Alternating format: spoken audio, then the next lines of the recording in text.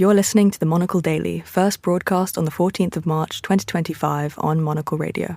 An outbreak of peace between Armenia and Azerbaijan, a demonstration of Germany's new seriousness about defence, and what do our panellists look for in a department store, other than the exit? I'm Andrew Muller. The Monocle Daily starts now.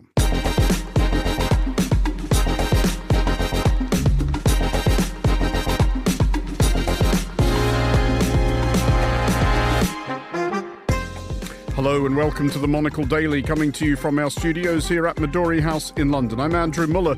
It's Friday, so it's our weekly in-house daily, and the Monocle staffers who wanged their wellies the most lamentably meagre distance were Chris Chermak, Monica Lillis and Fernando Augusto Pacheco. They'll discuss the day's stuff, plus we'll have the latest on an outbreak of peace in the Caucasus and our weekly wrap-up of what we've learned. Stay tuned, all that and more coming up right here on the Monocle Daily.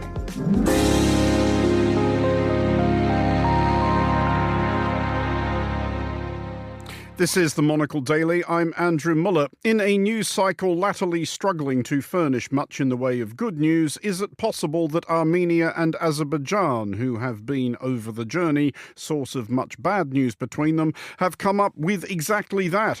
It has been announced today that a peace treaty has been agreed by the two frequently rancorous neighbours. Well, I'm joined by Richard Giragosian, Director of the Regional Studies Centre, a think tank in the Armenian capital of Yerevan. Richard, first of all, what is the latest we are hearing? How conclusive is this? Well, we still lack some firm details, but this is a rare welcome development. And it is important to note, as sudden as this announcement was, it's really no surprise. This is a culmination of 4 years of negotiations. Nevertheless, there are now much more confident citizens on both sides of this conflict-prone border. I mean, the most recent headline-grabbing development in the long dispute between the two countries was Azerbaijan's seizure of the Armenian enclave of Nagorno-Karabakh in late 2023, which was widely condemned as an act of ethnic cleansing. Pretty much the entire population was chased out of its homeland. But is it ironically the case that may have made reaching a settlement easier? Well, I wouldn't say easier, but it is different. This is a bilateral post-war treaty between Armenia and Azerbaijan with little direct reference to Nagorno-Karabakh.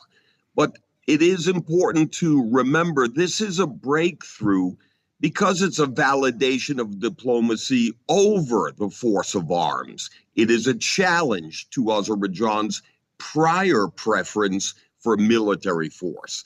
And it's a vindication of dialogue, which is equally important. But is it not the case that Azerbaijan is now in a position to be magnanimous, as they doubtless see it, because as far as they're concerned, they've won? Logically, yes, but it hasn't led to self-confidence. Rather, it's a continuation of rather maximalist demands. That's why there is a concern about the day after, not the peace treaty itself, but is this going to be enough for Azerbaijan, given the need for conflict? The nature of the government in Azerbaijan, a family dynasty, father-to-son presidencies, it is a convenient distraction from the lack of democracy. Nevertheless, this is a step in the right direction by both sides. Is it going to be enough for Armenia, though, particularly to Armenia's people? Obviously, they would have perceived the loss of Nagorno-Karabakh as an outrage, perhaps a humiliation. They gave up 4 further border villages since they lost Nagorno-Karabakh. Is there likely to be a sense among at least some of Armenia's people that we've just, we lost a war and we haven't gained anything from this? But of course, Andrew, that is both natural and normal. For both the population of Armenia and its government, there is a reluctant but necessary accommodation to a painful post-war reality. Nevertheless, what's interesting is the concessions and compromises were perhaps necessary by the Armenian government, but the real burden of responsibility now lies with the implementation by Azerbaijan, because this is only one of three tracks of diplomacy between Armenia and Azerbaijan. The second is border demarcation, and the third is road and railway links. But what's interesting is this is both unprecedented diplomatically for Armenia and Azerbaijan to reach such an agreement, but also an impetus for normalization between Armenia and Turkey. Hey, what do we know, though, about the implementation? Because, as you suggest, there are any number of potential difficulties. Is it something that Armenia and Azerbaijan are planning to work out between themselves, or are they casting about for third parties to get involved here? That's a very good question, largely because the core deficiency of the treaty itself is the absence of any international monitoring and no international guarantor or guarantee. This is why the real concern is the day after.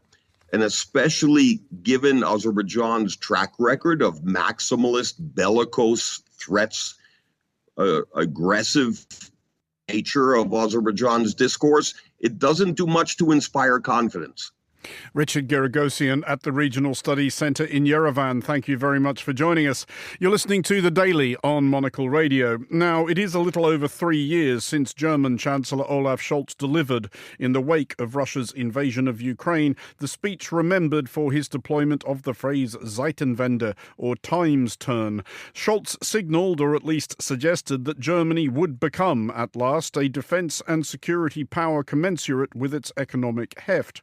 3 years later, Scholz's imminent successor, Friedrich Merz, seems poised to make good on the promise. Well, I'm joined now by Monocle's senior news editor, Chris Chermak.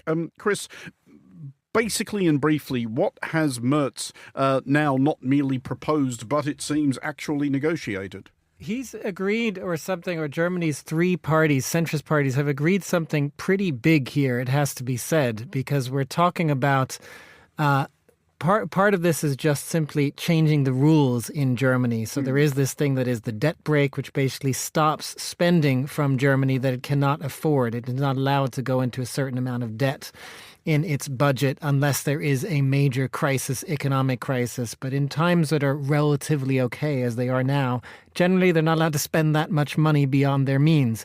This bill says we don't care about that anymore.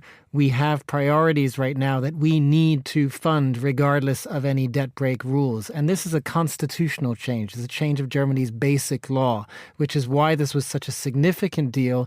And what makes this so interesting is the fact that, therefore, Friedrich Merz had to basically bring together 2/3 of the current German parliament in order to get that through. So he didn't just negotiate with his potential coalition partners after the last election.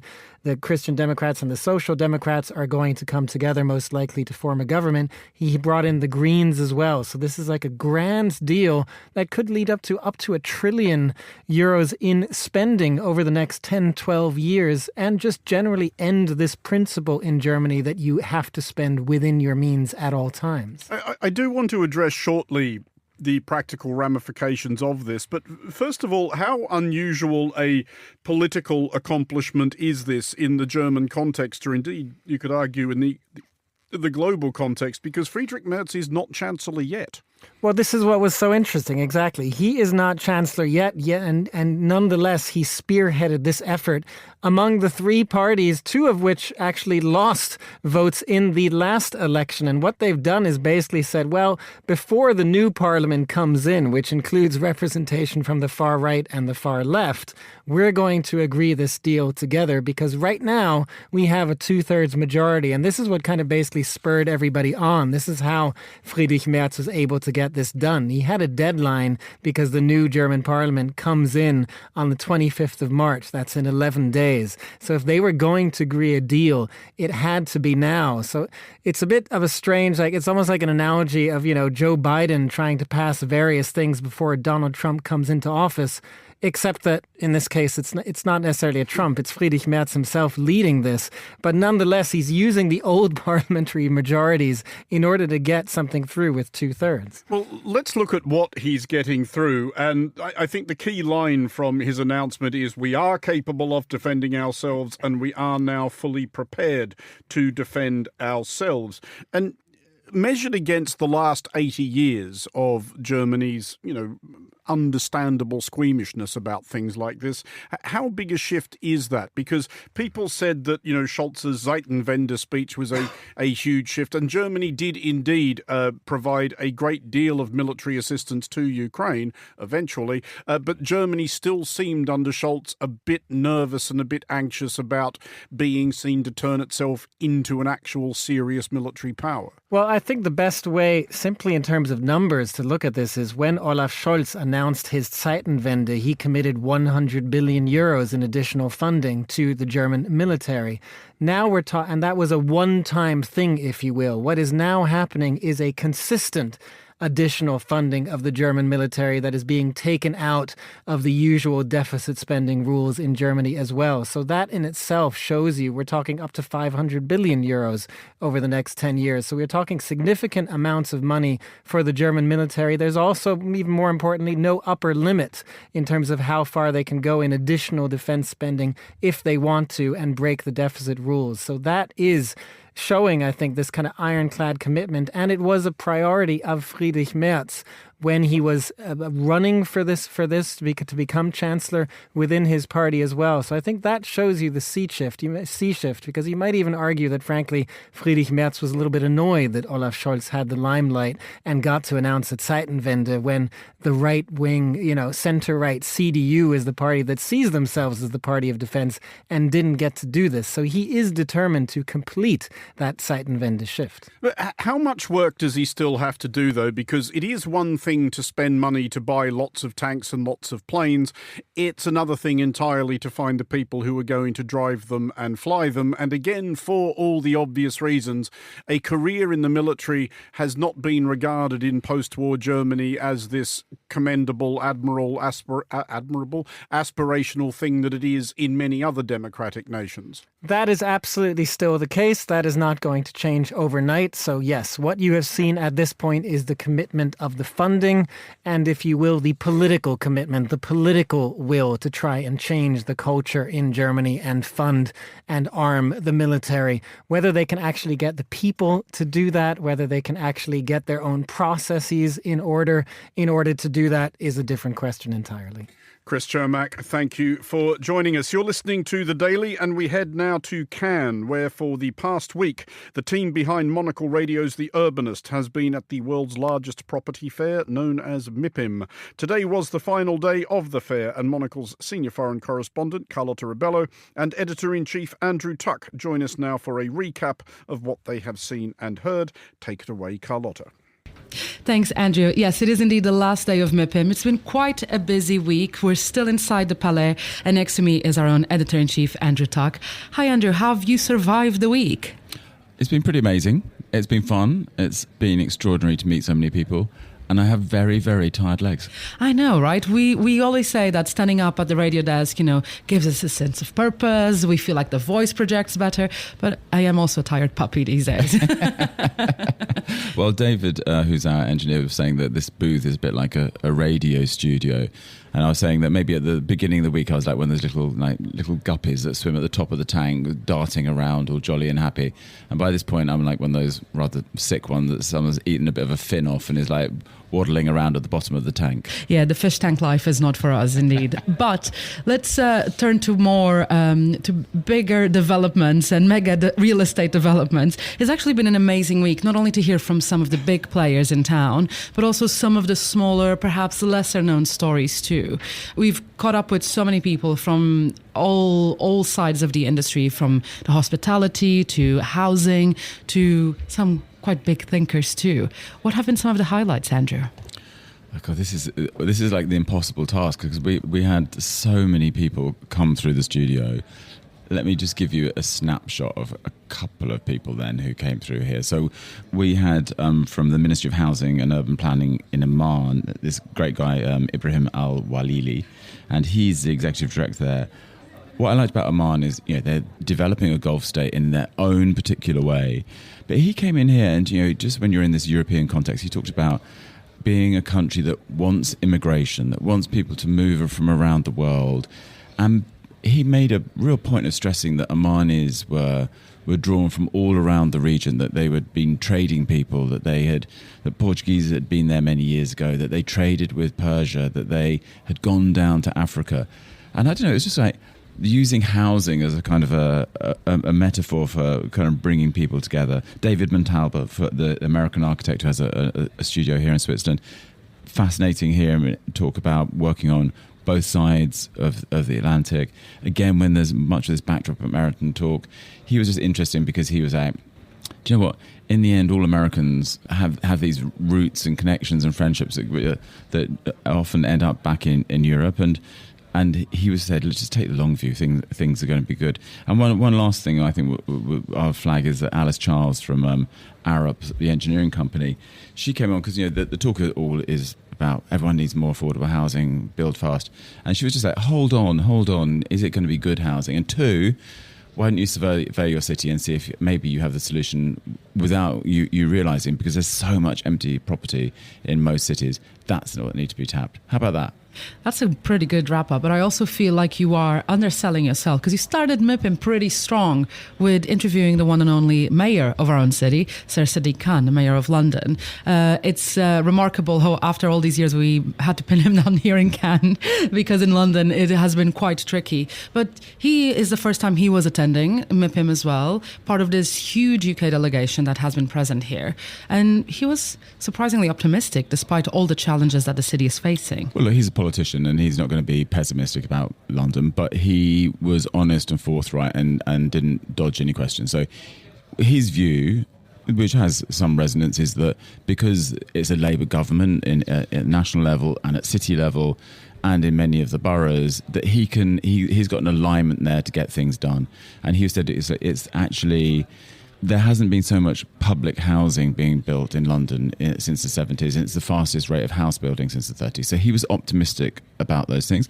But we also asked him about Heathrow. He's not keen on an expansion of Heathrow. He thinks capacity can be taken at the other airports. And he also talked about, which has been controversial, the notion of paving over, making pedestrianised Oxford Street, this once premier, well, slightly premier retail strip that has been a bit down on its heels of late, and he thinks that can be revived. So good answers, interesting to talk to him. Yeah, and just it's interesting how you can corner people in Cannes where it's harder to track them down elsewhere in the world.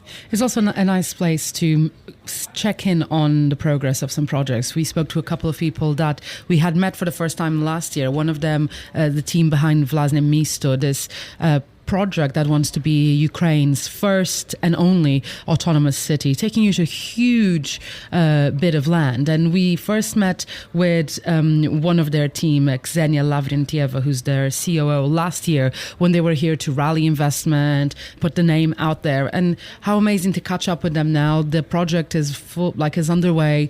They've gathered much more international support, and just to hear how 12 months later things actually take off the ground. I also really enjoyed someone we spoke to, which were talking about the Green Bunker, this amazing project in Hamburg that actually ended up winning the Mipim Awards last night. And so we spoke with the award winners. Yeah, and that was a good example of one guy who literally looked out his apartment window and saw this bunker. It was being used, but it was private, and he wanted to make it into a public space. He's created a kind of version of the High Line that wraps around this huge concrete bunker. But there was also an interesting conversation about it was built with forced labour. It was built in 200 days. It was built by the Nazis. So how do you also accept its past while making it fun for the future? A very difficult balancing act, but one I think they've done very well. And speaking of balancing acts, do you think we've balanced while being inside the convention centre and enjoying some of the city itself? I don't know how much of the city you've enjoyed. We've managed to get back and forth to the hotel under an umbrella most of the days, because the nice thing about Canada this time of year is like you get a blast of sunshine, you get your first Aperol Spritz of the year, hopefully at the end of the day. I think this year I've just been under an awning or under an umbrella. I've been cold. I've had soggy feet. Yeah, but we also had rosé in our hands, Andrew. It was fine. Shh. I think it's time to hand things back to London with Andrew Muller. We'll see you on Monday. Thank you, Carlotta, and thank you, Andrew. You are listening to The Daily with me, Andrew Muller, and I'm joined in the studio now by today's Daily panel. It is Monocle Radio's senior correspondent, Fernando Augusto Pacheco, and Monocle producer, Monica Lillis. Monica, first of all, I understand you went to the football last weekend. Did you get involved in any bother? Not really. I actually did get stuck in a protest. I went to Manchester United versus Arsenal, for anyone who's wondering and listening. And there is a big anti-Glazer, who are the owners of Manchester United. Big anti-Glazer sentiment at the club at the moment, because essentially they think they're selling out the team. And so I did get caught in a little bit of kerfuffle in a protest. So kerfuffle, but not actual bother. Well, no, I kind of slid through the crowd to get to the ground without any bother. So it was okay. But I did see some flares going off, some expletives being shouted. So I think I really got the full experience. Did you actually go to the game and did you enjoy it? I did go to the game. It was my first Premier League men's match. And it was fun, yeah. I mean, it was a 1-1 result, so nothing too exciting. But yeah, it was nice to support my other half's endeavours and in football and interests, yeah.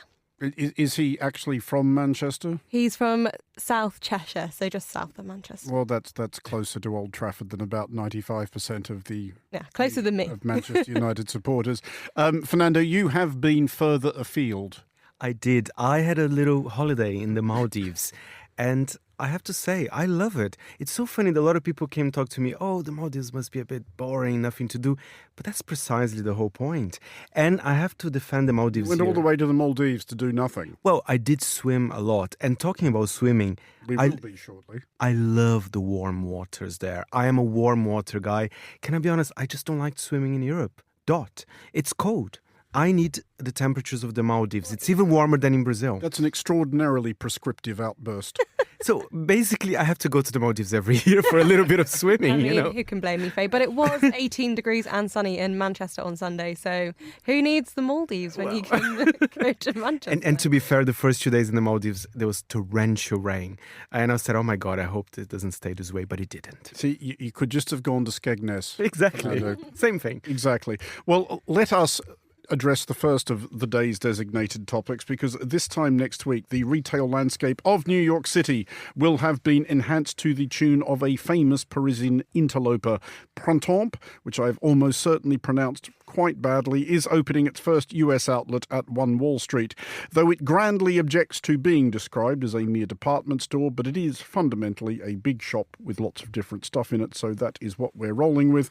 Monica, are you excited about this, or would you be excited about this if you were in New York City right now? Well, yeah, so Faye and I kind of had a discussion before we came on air, and essentially... Thanks for... I mean... Well, you were down here already. Yeah, I know, because I had to record the top of the show and talk about Armenia and about Germany. Could you not have saved this for now? Well, essentially, Printemps is this really luxury department store from France, as I said, and it's its first US location, so it is really exciting. Opening, as you said, later this month. And it is really ambitious. You know, at the moment, the market for department stores seems a little bit in flux. There's not really, there's no yes or no with it. Kind of some department stores are doing really well, some aren't doing great. That's in the US and in the UK and the rest of Europe, as well as wider areas like Canada. So I think it is exciting that something of this scale is opening up, and you know, there's a lot of French brands that are going to be debuting in the US with this opening. So I think it's quite exciting, and it's this beautiful Art Deco location. It's in it's the historic 1 Wall Street building.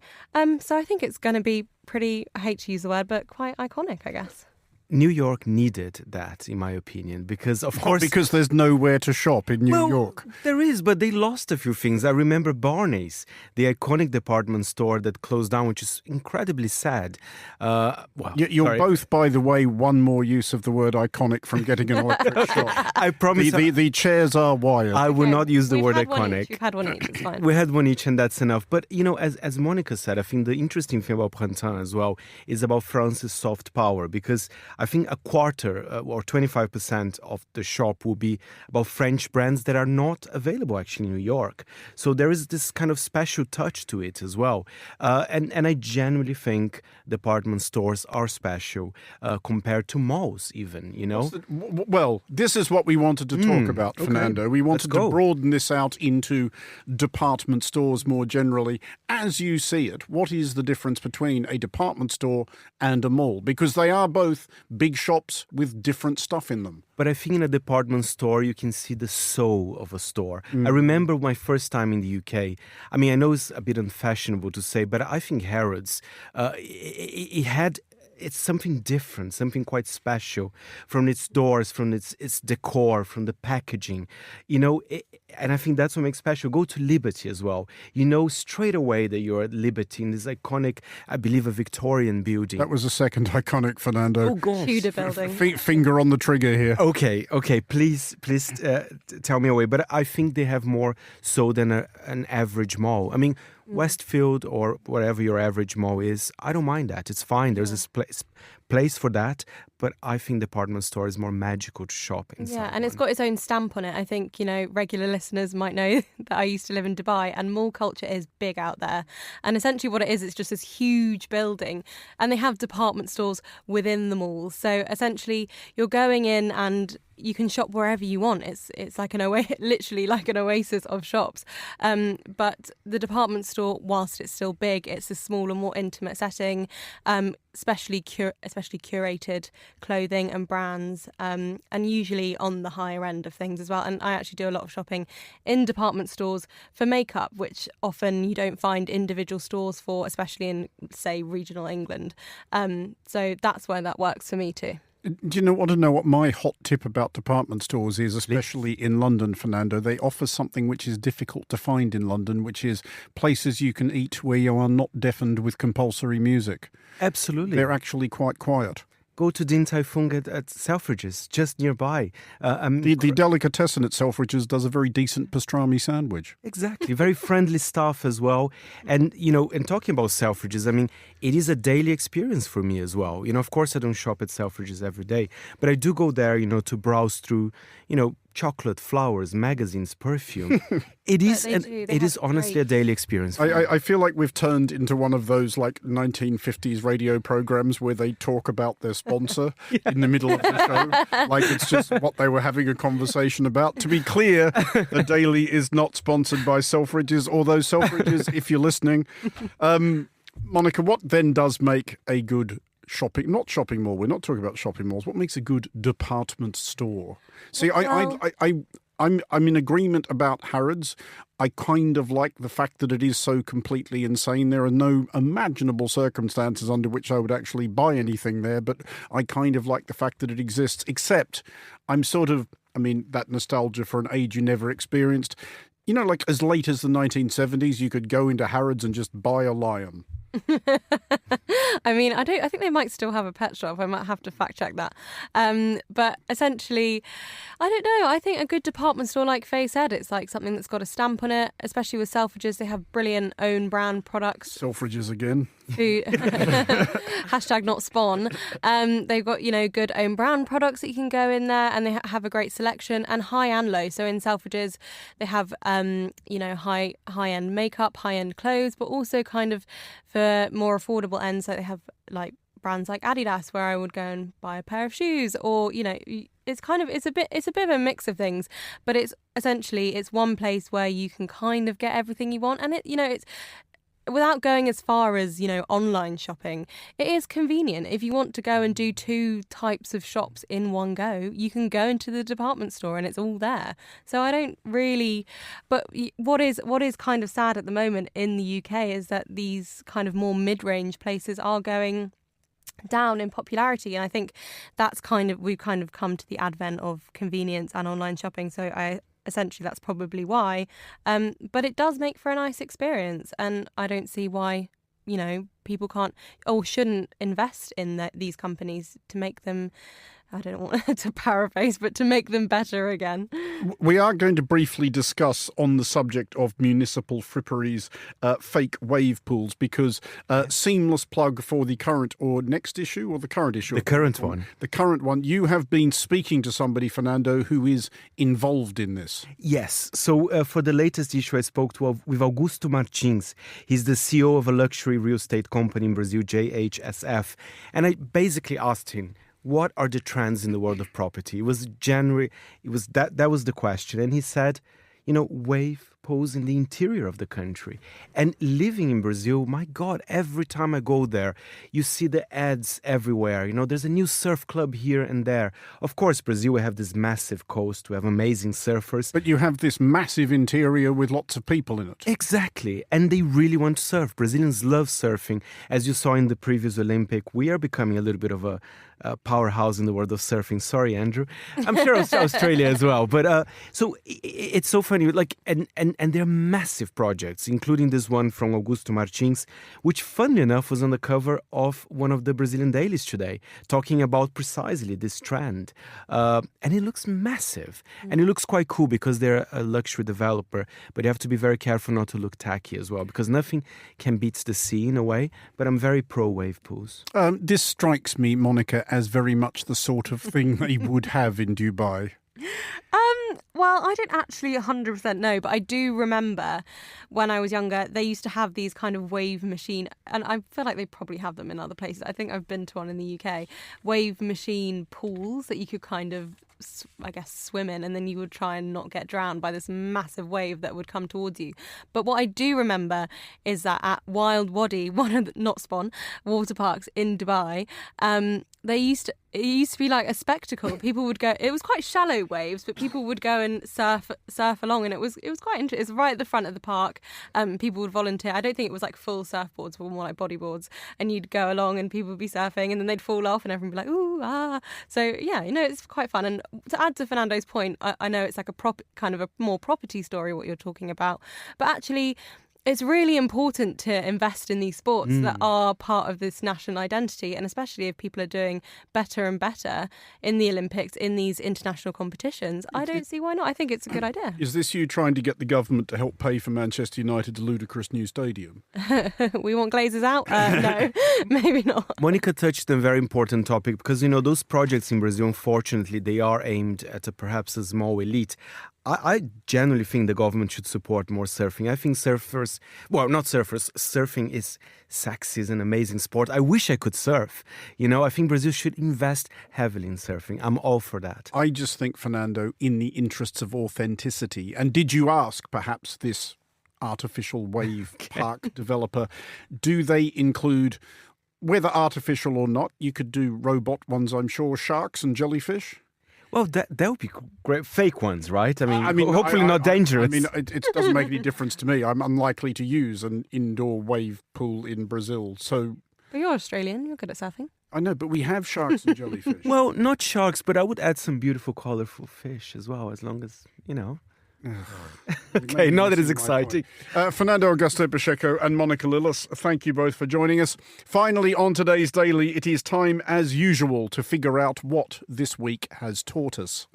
Hard luck and trouble been my only friend.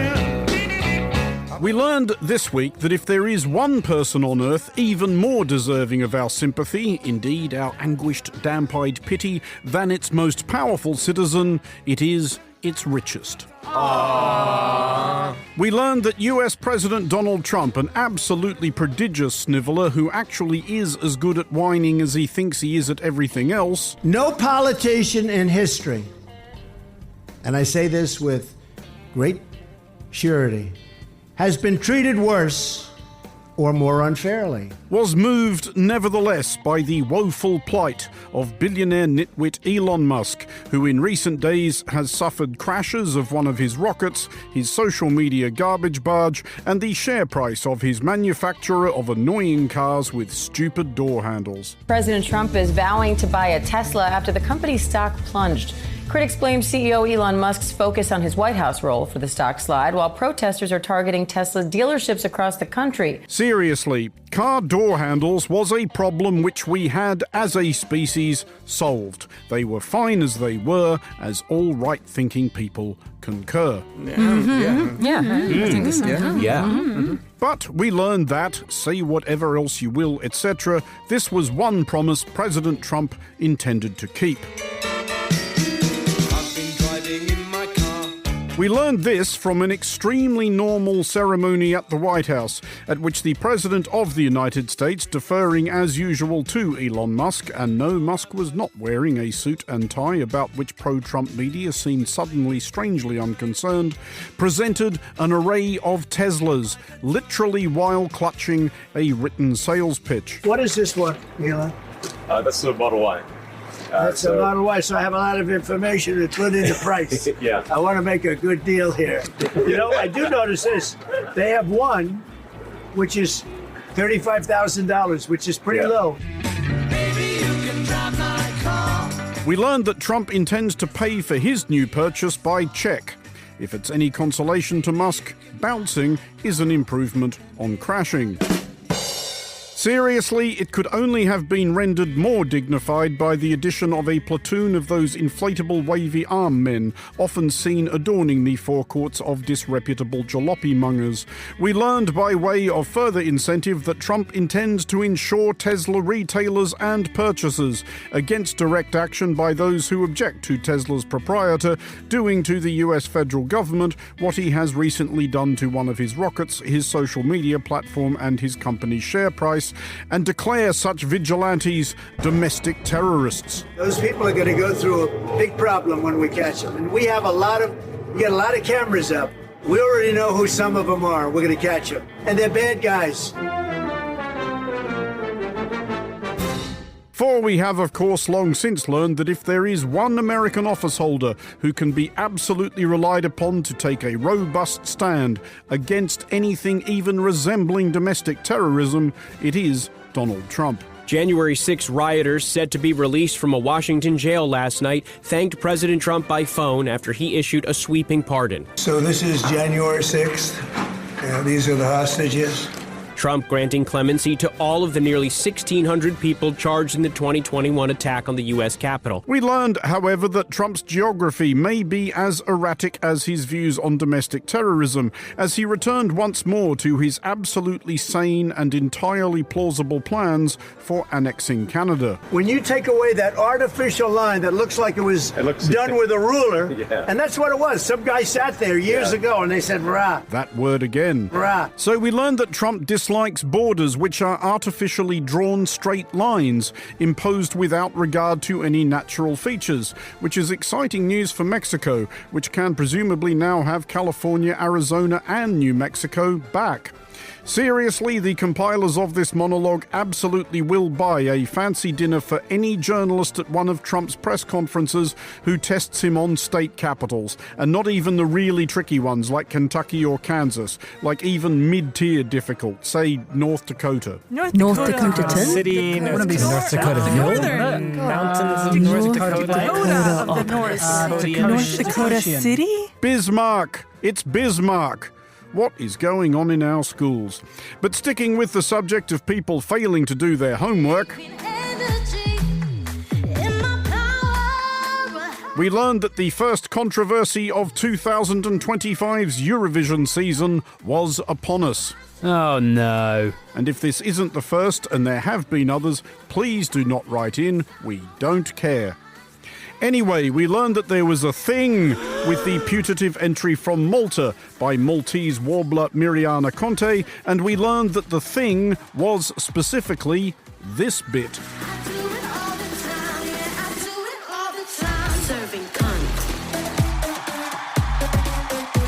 Will someone think of the children in this building? Oh no. I am absolutely disgusted. Terrible. Will someone think of the children? My television and sent Malta the bill. Indeed, except we learned Malta's Eurovision authorities insist, very possibly somewhat disingenuously, that their singer is not singing what she very obviously is, but is instead enunciating the song's title Kant, K-A-N-T, not as in Immanuel Kant, 18th century Prussian proponent of transcendental idealism, but Kant as in the Maltese word for song, derived from the Latin, i.e. cantus. We learned, however, that Eurovision High Command was not buying this and had ordered that the offending word be dropped and the title changed, at which it's over to our Eurovision desk chief, Fernando Augusto Pacheco, for a definitive analysis of the uproar. These crucial, indeed momentous developments will very certainly be taken extremely seriously by people who aren't mental. We learned that Malta were uncowed by this edict and had vowed to plough on with a rejigged tune for all the good it will do them. We learned upon scrutiny of the odds that bookmakers currently have Malta in the write-your-own-ticket category. Still, we have learned of an answer to the age-old riddle. How do you make a Maltese cross? Tell them to rewrite their Eurovision entry.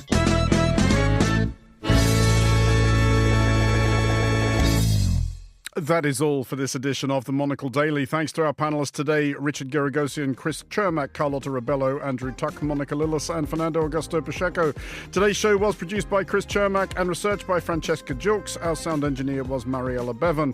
I'm Andrew Muller here in London. The Daily is back at the same time on Monday. Thanks for listening.